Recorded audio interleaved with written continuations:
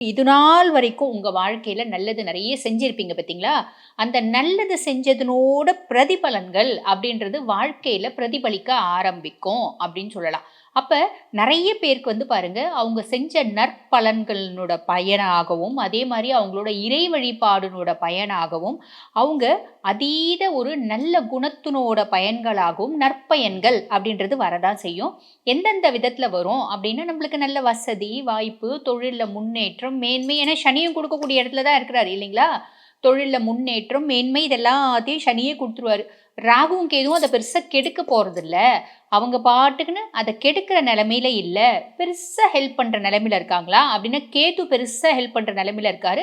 ராகு சில பல இன்னல்களையும், சில பல நல்லதுகளையும் செய்யக்கூடிய நிலைமையில இருக்காரு அப்டின்னு சொல்லலாம். சரி, சில பல நல்லதுகள் என்ன அப்டின்னா, நம்ம இது நாள் வரைக்கும் செஞ்சதனோட பிரதிபலனா நம்மளுக்கு முன்னேற்றம் அப்படின்றது வரும். முன்னேற்றம்